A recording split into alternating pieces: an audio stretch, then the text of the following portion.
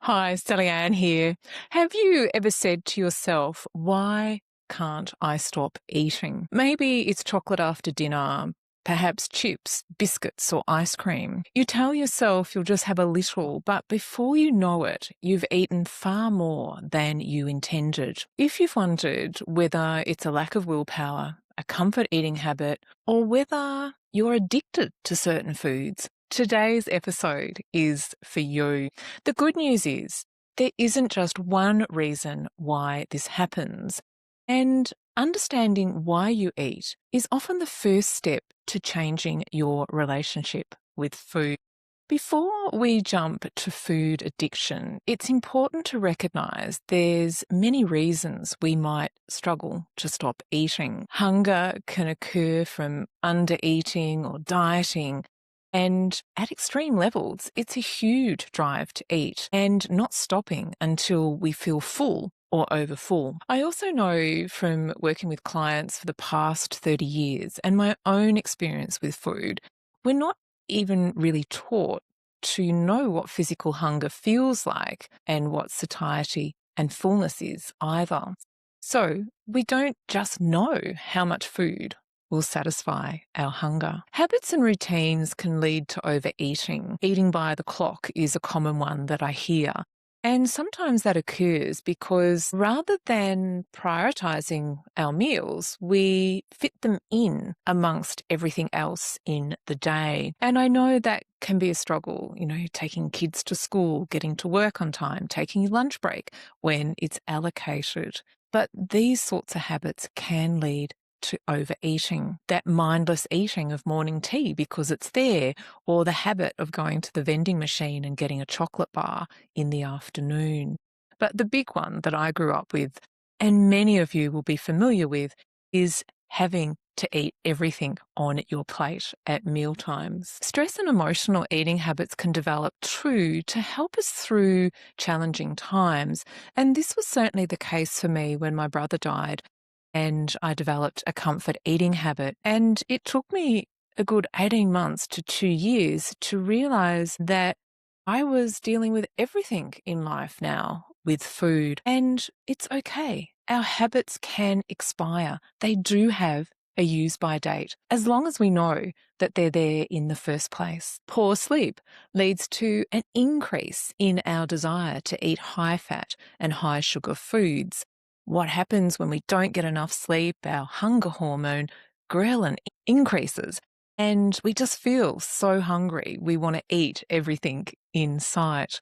But at the same time, our stop button for eating, leptin, is slower to come on, so we can actually feel like we can't stop eating. Restriction of food that's often related to dieting leads to stronger cravings for the foods that we're missing out on. So this is why we often talk about that food deprivation cycle as well. Highly rewarding ultra-processed foods are designed so we want to eat more of them. And for some people, this leads to food addiction. I just want to say here that food addiction is something that has been researched for decades.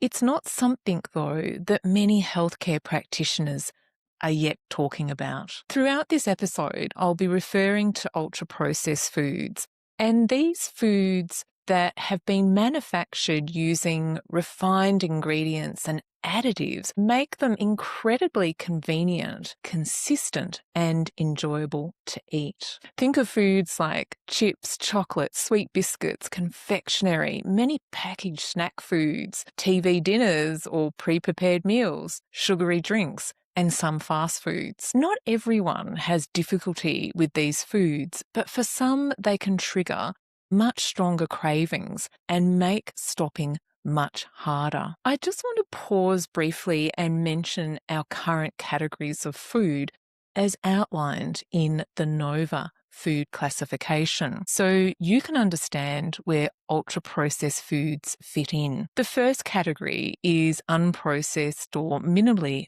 processed foods like raw vegetables and plain milk. The second one is processed culinary ingredients, so the things we use at home for cooking like herbs, salt, butter, maybe olive oil. Then we have processed foods, which are made from whole foods and those processed culinary ingredients. So we have canned vegetables and bread made at an artisan bakery, as an example. And the fourth category is these ultra-processed foods, which are made from ingredients that are extracted from food or synthesized from organic sources and often contain 5 or more ingredients, including additives like artificial flavors, colors, and preservatives. So things that come to mind won't surprise you: soft drinks, soda, packaged snacks, and reconstituted meat products like nuggets and hot dogs. Research, not surprisingly, has found that the biggest culprits when it comes to cravings are chocolate, ice cream, pizza, French fries, and cookies. Depending on these ingredients, some of these foods might be processed or ultra-processed foods. Research suggests that the ultra-processed foods can affect the brain's reward system, as well as hormones involved in hunger and fullness. For some people, this simply makes these foods more tempting, while for others, it can contribute to a much stronger loss of control. Researchers continue to study exactly why this happens, but what is becoming clear is that not everyone experiences these foods in the same way. Research suggests there's a continuum to explain why some of us are really happy and satisfied with a square of chocolate, for example, whereas others will eat the whole block, and some will continue to seek more. Understanding where you sit on the continuum can help explain why you eat and what kind of support is most likely going to help. Stage 1 is where we enjoy these ultra-processed foods occasionally. At this stage, you'll enjoy chocolate, chips, or dessert from time to time, and you can usually stop when you've had enough. You don't spend much time thinking about these foods, and food isn't creating a problem in your life. So this isn't addiction to food. This is simply part of normal eating. The second stage is when you can start craving for these foods, and food starts taking up more mental space. Someone might think about chocolate every afternoon or regularly crave highly processed snack foods. And if you're at this stage in the continuum, sometimes you'll eat more than you plan. And this stage takes a little bit of unpacking because it overlaps with dieting, stress eating, poor sleep, possibly emotional eating, skipping meals, coping with symptoms of menopause, or restrictive eating. This is where many of us begin our battle with food. But this doesn't necessarily mean you have a food addiction. There can be many reasons, as I said, for craving these foods. Stage 3 is typically explained in the research as a loss of control. And this is where eating begins to feel different. Women will often say to me, I only meant to have one, but before I knew it, the bag was empty.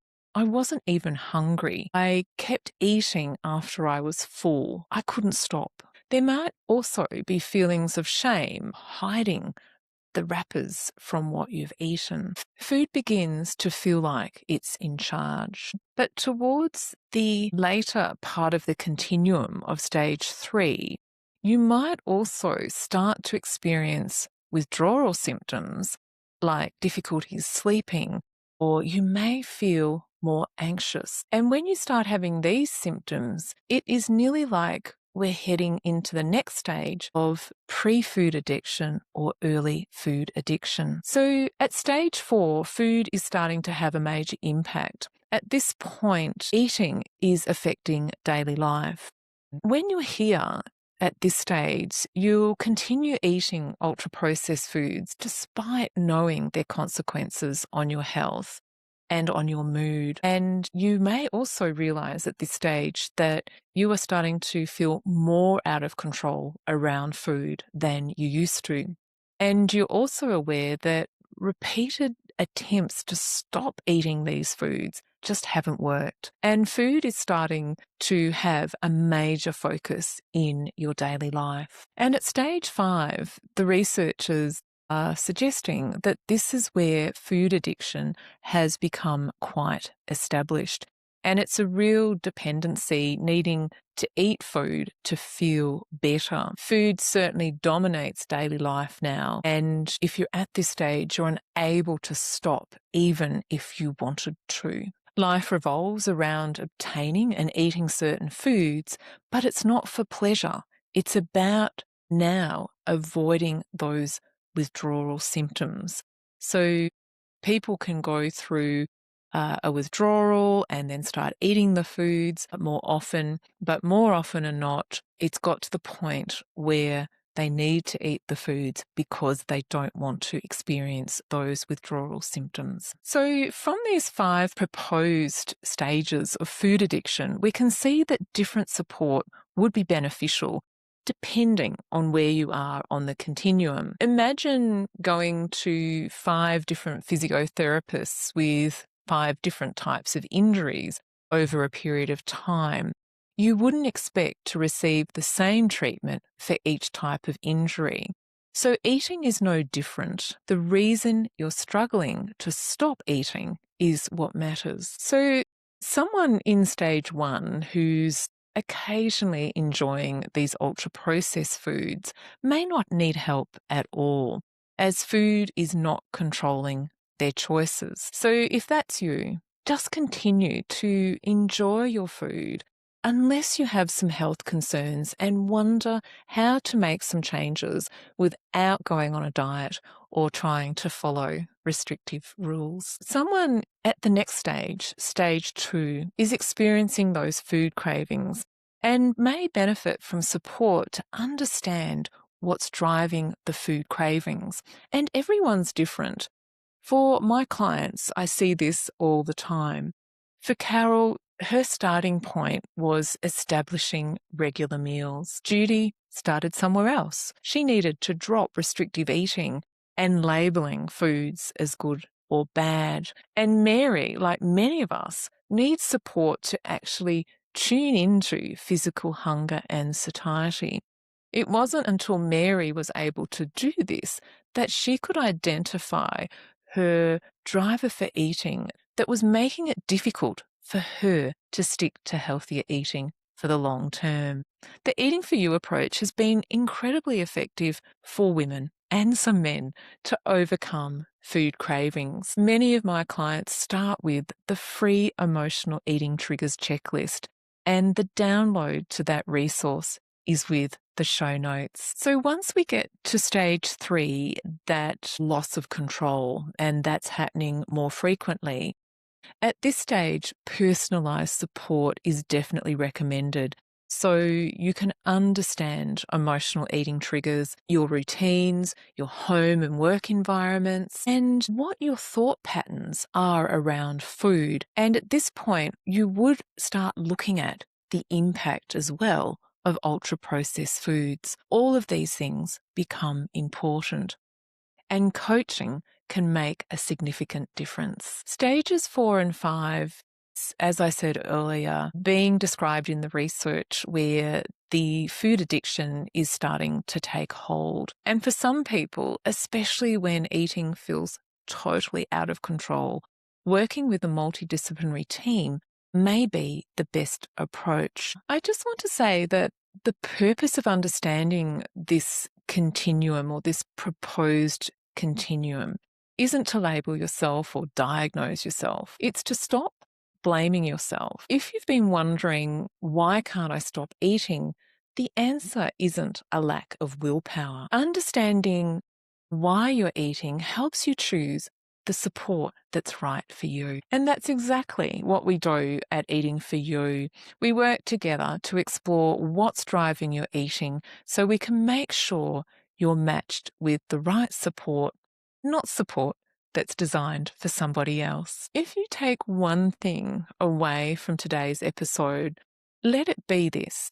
Stop asking, what's wrong with me? Instead, start asking, what's driving my eating? Once you understand why you're eating, as I've said, you can choose the support that actually meets your needs. If today's episode has helped you recognize yourself somewhere on this continuum, I'd love to help you work out what's been driving your eating. Whether it's food cravings, emotional eating, loss of control around certain foods, or you're wondering whether food addiction could be playing a role. Together we can explore what's happening and identify that best support for you. Send me a message or book a consultation, and let's start understanding your eating rather than fighting against it. I've left the links to reach out in the show notes. There isn't one reason why you can't stop eating. It might be hunger. It might be years of dieting. It might be stress or emotions. It might be habits. It might be the highly rewarding nature of ultra-processed foods. And for some people, it may be food addiction. The important thing, as I've said, isn't to label yourself. It is to understand what's driving your eating, because once we know the reason, you can choose the right support for you. If you've enjoyed this episode, please let us know. Leave us a review, share the episode link on your social media pages, and if you haven't subscribed, please do so you don't miss out on future episodes. Thanks for listening, and I look forward to sharing with you again next week.